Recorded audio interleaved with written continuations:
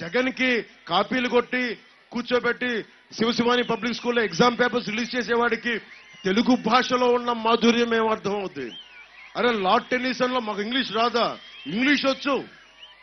అరే నువ్వు హిందీ రాదా? హిందీ వచ్చు.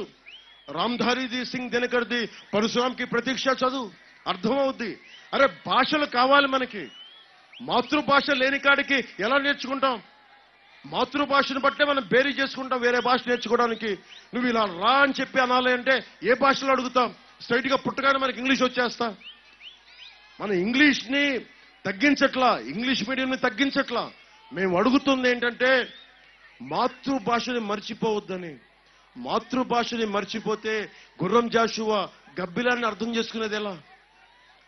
జగన్ కి గబ్బిలం అంటే ఎగిరే గబ్బిలం అనుకుంటాడు. గుర్రం జాషువా రాసిన గొప్ప కావ్యం అర్థం కాదు అది. క్లాస్ వార్ అంటే జగన్ అర్థం చేసుకోవాల్సింది ఫిరదౌసి. ఫిరదౌసి ఫిరదౌసి ఏంటంటే పాపం ఆ మొఘల్ చక్రవర్తి కాలంలో మనకి ఫిరదౌసి కవి ఆఫ్ఘనిస్తాన్ నుంచి వచ్చిన వలస పాలకుడు ఇక్కడికి వచ్చి నా గురించి చరిత్ర రాయమంటాడు. చరిత్ర రాయమంటే ఆయన గురించి వాడు అంటాడు, ఆ చక్రవర్తి నీకు ఒక్కొక్క పద్యానికి ఒక్కొక్క బంగారు నాణ్యం ఇస్తానంటాడు. ఇది నేను చిన్నప్పుడు 8th క్లాస్లో నేర్చుకున్నా. నాకు నా గురువు ఎంత గొప్పగా చెప్పాడంటే ఆయన బ్రాహ్మణుడు, ఆయన బ్రాహ్మిన్. కానీ నాకు చెప్పింది ఎవరి గురించి? దళిత కవి అయిన గుర్రం జాషువా గురించి. ఆయన కూర్చొని నాకు ఎంత అందంగా చెప్పాడు ఫిరదౌసి అంటే, కష్టాన్ని చక్రవర్తి దోచుకుంటే ఎలా ఉంటుందంటే అన్నాడు, నేను ఒక్కొక్క పద్యం రాయాలి అంటే నా రక్తాన్ని మరిగించి, నా మేధస్సుని కరిగించి, నా మెదడుని విపరీతంగా చలనం చేసి ఒక్కొక్క కావ్యం రాస్తే, నీ గొప్పతనం రాస్తే చక్రవర్తి మర్చిపోయాడు. ఆడికేదో ఇచ్చి పంపించేస్తే ఏడుపుతోటి ఆఫ్ఘనిస్తాన్ వెళ్ళిపోయి ఫిరదౌసి చక్రవర్తి మీద కోపంతో ఆ పోయం రాశాడు. నువ్వు నా కష్టాన్ని దోచావు, నా ఏడుపు మిగిలింది నీకు అని రాస్తే అతను వెంటాడి వేధిస్తే తప్పించుకున్నాడు. అంటే ఇది ఏంటి చెప్తుందంటే, ఒకడి శ్రమని, ఒకడి కష్టాన్ని దోచుకున్న అర్థం ఎవరు రాశాడు? మనకి గుర్రం జాషువా రాశాడు. దళిత కవి. ఆయన దళితుడని చెప్పుకోలే, మహా గొప్ప గాంధేయవాది. అలాంటి గుర్రం జాషువా గారిని అర్థం చేసుకోవాలంటే తెలుగు భాష మాధుర్యం అర్థం కావాలి. ఒక విశ్వనాథ సత్యనారాయణ గారు అర్థం చేసుకోవాలి. 1000 పడగలంటే తెలుగు భాష అర్థం కావాలి.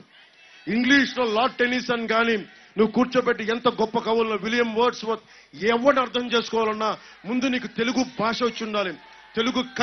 తెలుగు కవిత్వం రావాలి, అర్థం కావాలి. అప్పుడు మెచ్చుకోగలం. మీరు చెప్పండి, ఒక్కొక్క కవి ఎంత అద్భుతంగా రాశాడు తెలుగుని మనం రక్షించుకోకపోతే బ్రిటిష్ వాడు రక్షిస్తాడా? ఎవరు రక్షించుకుంటాడు? తెలుగులో బూతులు తిడుతున్నారా, ఇంగ్లీష్లో బూతులు తిడుతున్నారా? వీళ్ళ తెలుగు బూతులు తిట్టడానికి వైసీపీ వాళ్ళకి. మన తెలుగు ఆత్మ ఉత్తేజం పెంచడానికి సముద్రం, మీరు చూడండి, దివిసీమ సముద్రం పక్కనే. నాకు మనకి శేషేంద్ర గారు చెప్తారు, మీ అందరికి చెప్తా ఉన్నాను, సముద్రం ఒకడి కాళ్ళ దగ్గర కూర్చొని మరగదు. తుఫాను గొంతు చిత్తం మనడం మెరగదు. పర్వతం ఎవడికి వంగి సలాం చేయదు. నేనింత కలిపి పిడికిడి మట్టే కావచ్చు, కానీ గొంతెత్తితే ఒక దేశపు జెండా కొనంత పొగరుంది. గొంతెత్తితే పింగళి వెంకయ్య మువ్వెన్నెల జెండా కొనంత పొగరుంది. ఈ మాధుర్యం ఎక్కడుంది? ఈ భావాన్ని రేపొద్దున ఇంగ్లీష్లో ఎవరికైనా చెప్పాలి అంటే మాతృభాష వచ్చిండాలి. మాతృభాష మాధుర్యాన్ని అర్థం కాని వాడు ఈ రాష్ట్ర ముఖ్యమంత్రి అయ్యాడు. మనం ఎందుకు చేస్తాం? మాట్లాడితే కూర్చోబెట్టి ఇంగ్లీష్ మీడియంని డిస్కరేజ్ చేస్తున్నాం అంటాడు. ఇంగ్లీష్ మీడియం ఎందుకు డిస్కరేజ్ చేస్తాం? ఫ్రెంచ్ వాళ్ళు ఉన్నారు, ఇంగ్లీష్ నేర్చుకుంటారు, ఫ్రెంచ్ని వదల్లా. స్పానిష్ వాళ్ళు ఉన్నారు, స్పానిష్ని వదల్లా. హిందీ ఉన్నారు, తమిళ్ వాళ్ళు ఉన్నారు, తమిళ్ సోదరులు, తమిళ్ని ఎక్కడా వదల్లా. తిరుక్కురలు కానీ, సుబ్రహ్మణ్య భారతి కవితలు కానీ, ఏదైనా సరే తమిళ్ పట్టుకుంటారు వాళ్ళు. ఇంగ్లీష్ కూడా బాగా మాట్లాడతారు. మేము కోరుకుంటుంది అది. ఈ చవటల్లాగా, ఈ దద్దమ్మల్లా కూర్చోబెట్టి మేమే తగ్గించట్లా. వైసీపీ మాకు కూర్చోబెట్టి మాకు ఇంగ్లీష్ వద్దు అన్నారు. చెప్తుంది ఏంటి, అర్థం చేసుకుంటుంది ఏంటి? చదువుకుంటే కదా. కాపీలు కొట్టేవాడు, ఎగ్జామ్లు పేపర్లు రిలీజ్ చేసేవాడికి ఏమర్థం అవుతుంది మేము చెప్పే మాట? తెలుగు భాషని ఇంగ్లీష్ మీడియంని గౌరవిస్తాం, పెంచుతాం, కానీ తెలుగు భాషని సంరక్షించుకుంటాం. ఇది మండలి బుద్ధిప్రసాద్ గారి సమక్షంలో చెప్తున్నాను. తెలుగు భాష ఔన్నత్యానికి, తెలుగు భాషాభివృద్ధికి తోడ్పడే మహానుభావుడైన